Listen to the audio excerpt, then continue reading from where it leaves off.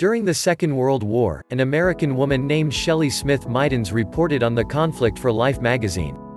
Along with her husband, the photographer Carl Mydans, Shelley documented World War II in both Europe and the Pacific. Midway through the war, the Mydans were captured in the Philippines. The Japanese held them in POW camps in Manila and Shanghai. But despite spending 2 years as prisoners of war, both Mydans survived and went on to live long and productive lives. Shelley lived to 86, while Carl made it all the way to 97. Many who survived the war were not so fortunate. A U.S. serviceman named Philip was also in the Pacific Theater during World War II. Even before the war, Philip was prone to anxiety and catastrophizing, to always predicting the worst. After he returned home, these traits intensified. Philip drank heavily and separated from his wife. Although he saw that there were positive aspects of his wartime experience, he was also frustrated and resentful about his time overseas. He felt it had hurt his marriage and disrupted his life. As the years passed, his drinking escalated. He tended not to exercise, and he was occasionally depressed. He died at age 64 of a heart attack. Philip's story is recounted in The Longevity Project, a book that summarizes a 20-year study based on interviews and health data collected from approximately 1,500 people, each followed from youth until death. Our study wasn't designed to look specifically at people who lived through hard times, but of course many did, says Leslie Martin, Ph.D., a professor of psychology at California's La Sierra University. We found that many people who lived through hard times went on to live long lives, even though their lives were not stress-free, by any means. Unlike Philip, for whom the war seemed to push life onto a difficult and self-destructive path, Martin says that the Mydans appeared to turn their World War II experience into a source of motivation. They didn't see their stress as meaningless, it seemed to fuel them, she says. And this ability to think about the hard things we go through is ultimately beneficial, whether to ourselves or to people we care about or to society at large, seems to be important. What we're going through right now, for some people, this might be the first time they've been really tested with something difficult. Eat right. Exercise. Avoid stress.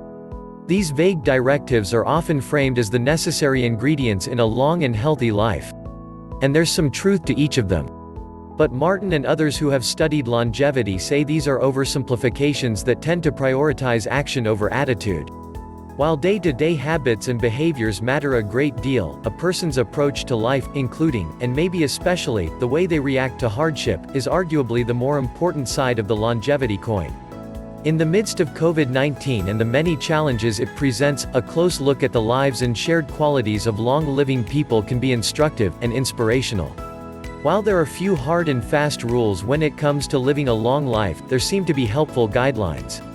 What we're going through right now, for some people, this might be the first time they've been really tested with something difficult, Martin says. What we've found is that the way we respond to a test like this and the mental perspective we take can make a difference. The power of personality experts who study longevity often talk about pathways and trajectories.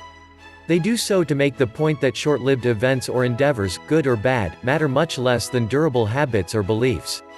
Problems arise when you veer off a healthy pathway and cannot steer yourself back to safety, says Howard Friedman, Ph.D., Martin's co-author on the Longevity Project and a distinguished professor of psychology at the University of California, Riverside.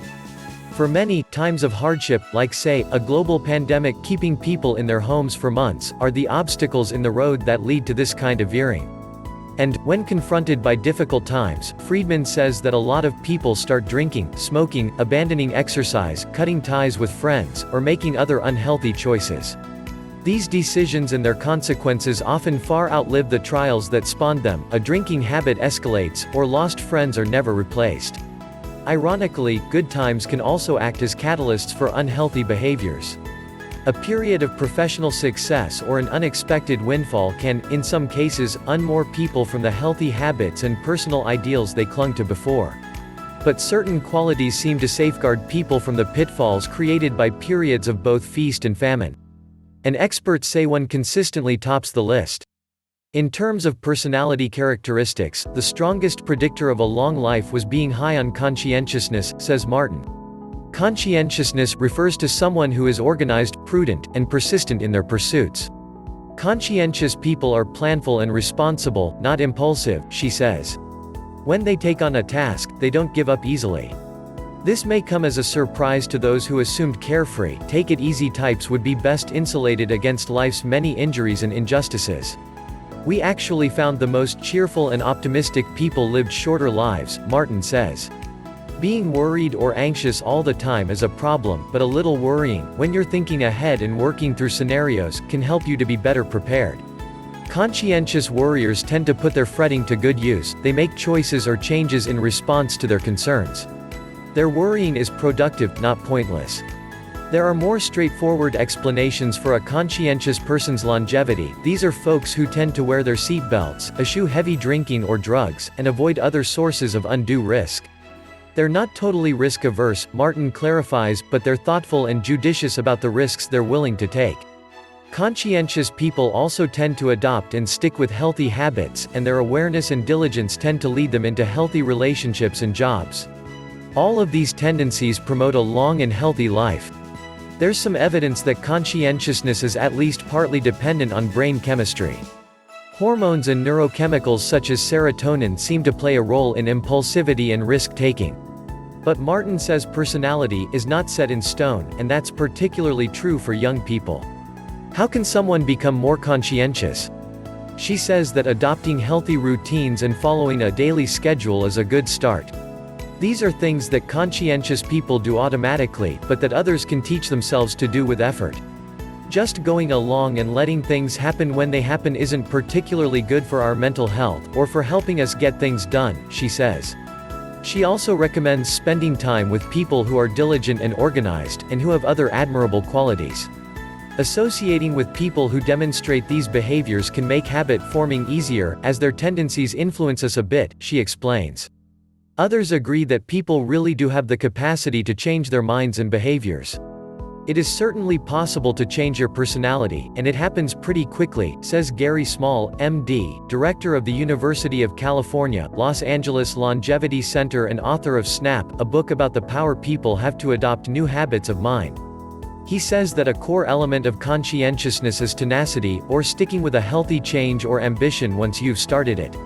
The more people push themselves to follow through on their goals, even very small and easy to achieve ones, the more they can build up their tenacity muscles. He also says that the ability to be flexible is important when the course of life disrupts plans or schedules, as it's surely doing for most people in the midst of COVID-19. The ability to pivot into a new but still healthful and satisfying routine is essential. It's not as though the very old have been sheltered from adversity, says Peter Martin, Ph.D., a professor at Iowa State University who has devoted much of his career to the study of healthy aging. Anyone who has lived to 100 has faced many difficult situations. He echoes many of the above sentiments and mentions a few other characteristics that the long-lived seem to share. They're not uptight or neurotic, he says. While not blasé about life's challenges, people who live a long time usually don't catastrophize, that is, they don't assume the worst, which is a habit that can lead a person to make choices that get them into trouble, such as prematurely abandoning a healthy routine or promising enterprise. Martin says those who live a long time also tend not to engage in upward comparisons. This means they don't spend a lot of time comparing themselves or their present circumstances to more fortunate others or happier times. Instead, they think about people who have it worse, or situations they endured that were even more difficult. Another underappreciated element of longevity is something Martin refers to as geotranscendence, which, roughly, is a preference for a cosmic or spiritual worldview, rather than a materialistic or strictly rational one. He says many long-lived individuals seem to lean toward the spiritual as they age. You see a pronounced reliance on religious beliefs, on putting faith in a higher power's hands, he says. Adopting a more spiritual attitude may allow people to better work through the aspects of life that they find inscrutable or disconcerting. When you're able to hand things over to a higher being, that's a way of letting go, he says. At a certain point, letting go can reduce anger, frustration, and many other emotions that push people toward unhealthy thoughts or actions.